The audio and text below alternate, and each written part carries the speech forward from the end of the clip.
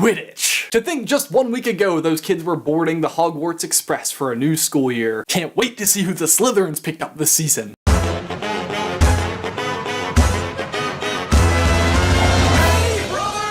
I wonder what the Venn diagram of Harry Potter fans and football fans looks like. I'm thinking there's not a huge cross-section there, but I'm definitely in it. I always loved when the Quidditch matches showed up in the book because it usually meant that the plot was going to advance a lot. Harry would lose all the bones in his arms, or see the Grim and faint after Dementors entered the field, or get detention from Umbridge and an indefinite suspension from Quidditch. Which is all very entertaining and everything, and it serves to move the plot along nicely, but it also does one other thing, which is to distract you from the fact that Quidditch makes no sense. In fact, in one of our earliest videos, Jay explained all of the reasons why this is true, and now just 4 short years later, I'm going to solve those problems. The biggest problem with Quidditch is, hands down, the overwhelming importance of the snitch. I mean, this sport has 99 problems, and the snitch is all of them. As a refresher, in case you're not constantly rereading the books, like some people we may or may not know,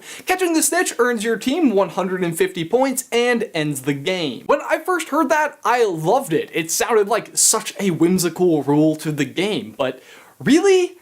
It's just dumb. The issue is that because it has a set value and it controls the length of the game, it is either way too powerful or not powerful at all. In all but one of the games that we see at Hogwarts, none of the team's chasers were able to achieve a score differential of more than 150 points, which means that every other game was decided by a snitch capture, and the rest of the points were basically irrelevant. Hypothetically though, and it sounds like it has, the games could last for days, which would mean that the scores would get so high that the snitch capture would become kind of meaningless. For example, imagine one team being up by a couple thousand points. It would no longer make any difference. There is very little middle ground when a snitch catch seems fair and meaningful. Imagine you lose a game 140 to 150. That means your team was up by 14 goals, aka you dominated and still lost. Snitch, please! What makes it worse is that we often hear the students talk about how the accumulated point total makes a difference across the season. If that's true, it actually encourages poor play on the part of the Seekers so that their teams can just rack up points. The other main issue with the game is broomstick regulation. I mean, I'm sorry, but it is just not fair that some brooms are actually faster and more controllable than others. It's like one team is allowed to use steroids and the other isn't. And regardless of how the brooms compare to one another, more importantly is how they compare to the snitch. Now, we all know snitches be crazy, and that's a good thing. The crazier the better. But it's hard for them to be crazy when broom technology is actually outpacing them. And as we just outlined, that really affects the game a lot, because the shorter the game, the more valuable the snitch is. You can't advance the brooms and just leave it a basic snitch. So how do we fix it?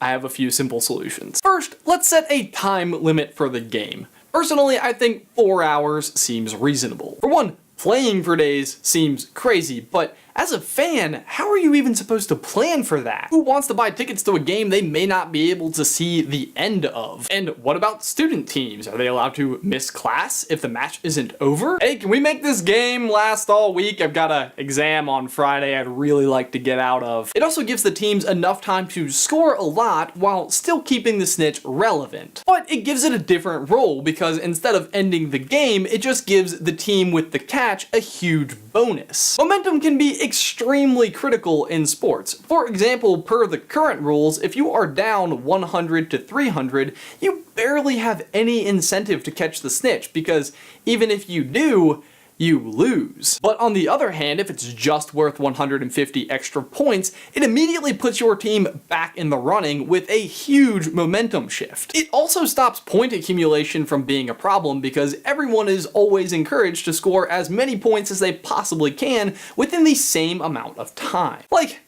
seriously, Crumb catching the snitch is so dumb. What, to put his team out of their misery? Yeah, because that's how pro athletes think. They lose that game 170 to 160. It's not like Bulgaria needed to score 15 more times. They needed to score twice. Of course, if the snitch is catchable mid-game, then what becomes of the seekers after it's caught? My thought is instead of 3 chasers, you have 4, with 1 having a specific designation as seeker. This means pre-catch, you can either have your seeker look for the snitch, or play as the additional chaser role and have 1 man up on the opposing team. If you have ever watched hockey or soccer or water polo, but that's a big Venn diagram, you know how big of an impact going up 1 player can be. And lastly, you would just need to regulate the broom so that everyone either had to ride the same one, or there were certain specifications that you had to meet or could not exceed. And boom,